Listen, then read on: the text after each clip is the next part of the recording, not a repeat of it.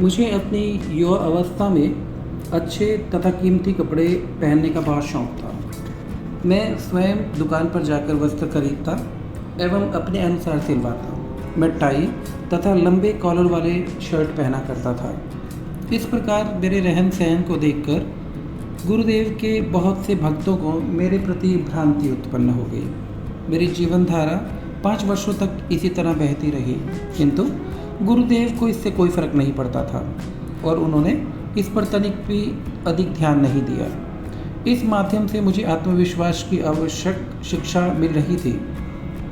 जब मैं गुरुदेव के समक्ष जाकर खड़ा होता तो वह कहते, तुम्हारी रुचि बहुत तुच्छ है।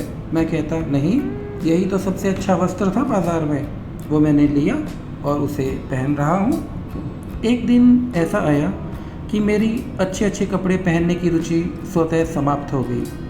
मैं उनके पास अपने सादे कुर्ते पजामे में गया। उस दिन वो बोले, आज तुम बहुत अलग और अच्छे लग रहे हो। इस प्रकार से गुरुदेव ने चाहा कि मैं सांसारिक वस्तुओं का अनुभव करके उन्हें स्वतः ही त्याग दूं। संन्यास का मार्ग अग्नि का मार्ग है। संसारिक इच्छाओं को ज्ञान की अग्नि में भस्म कर चुकने वाला साधक ही संन्यास पथ पर चलने का अधिकारी होता है। कभी कभी मनुष्य संसार में असफलता का अनुभव करते हैं, कठिनाई का सामना करते हैं और कठिनाई से घबराकर वह संसार को छोड़ने का निर्णय करते हैं। क्षणिक भावुकता से उत्तेजित होकर संसार से विमुख होने वाला व्यक्ति संन्यास मार्ग पर चलने के लिए नहीं है। संसार से भागकर चाहे आप आश्रम में चले जाएं, गुफाओं में, किंतु यदि आपका अंतर जगत स्थिर नहीं है तो आप कहीं भी हो, भीतर ही भीतर विचलित और उद्विग्न रहेंगे ही। निराशा, हतोत्साह, काम, क्रोध, मद, लोभ आदि को त्यागे बिना आध्यात्मिक साधना पर आगे बढ़ना संभव ही नहीं है। व्यग्र एवं असंतुष्ट व्यक्ति के लिए संन्यास उपयुक्त नहीं है। गुफा में रहकर सांसारिक विषयों का चिंतन करना एक दयनीय और दुखमय स्थिति है। गुरुदेव ने मुझे प्रसन्न एवं प्रशांत बाल्य अवस्था बिताने का अवसर दिया।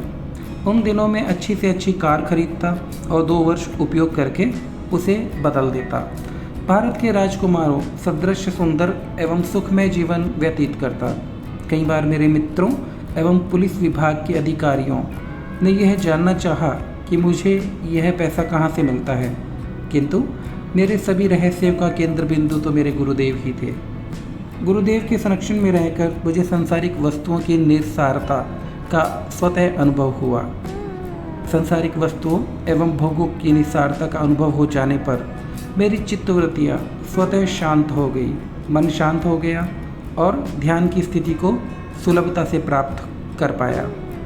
मन में सोई हुई भोग की इच्छा एक महान शत्रु है। भीतर छिपी हुई इस इच्छा ध्यान के समय और बलवती हो जाती है।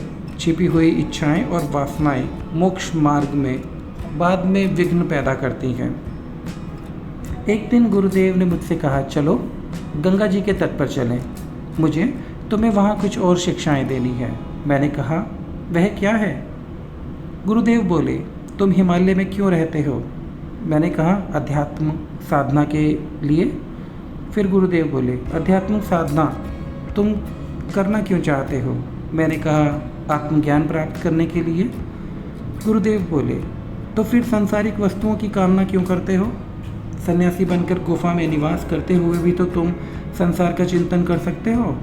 यहाँ रहकर भी यदि संसार का चिंतन होता है तो इसका अभिप्राय यह है कि तुम्हारे अचेतन मन में इच्छाएं दबी हुई हैं। चित्त में भरी हुई इच्छाएं एक ऐसा सरदर्द है जिसको सामान्य साधनों से कभी भी दूर नहीं किया जा सकता।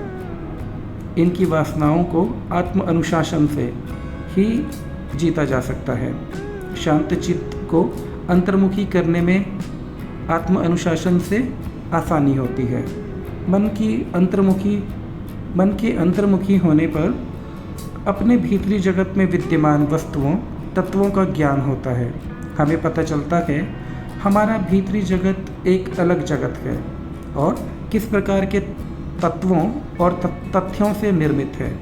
इसी को कहते हैं आत्मबोध। आत्मबोध के द्वारा तुम अपनी चेतना शक्ति का विकास कर सकते हो।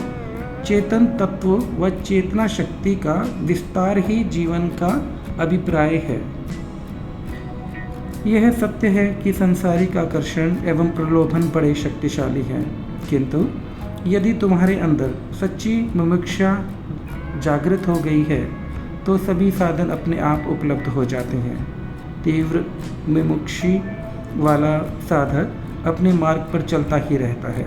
उसे अपने मार्ग से त्वरित होने का भय नहीं होता, किंतु ध्यान बस इस बात का रखना है कि उसकी साधना की गति शीघ्र हो। क्यों? क्योंकि जीवन अनंत नहीं है, जीवन क्षणभंगुर एवं सीमित है।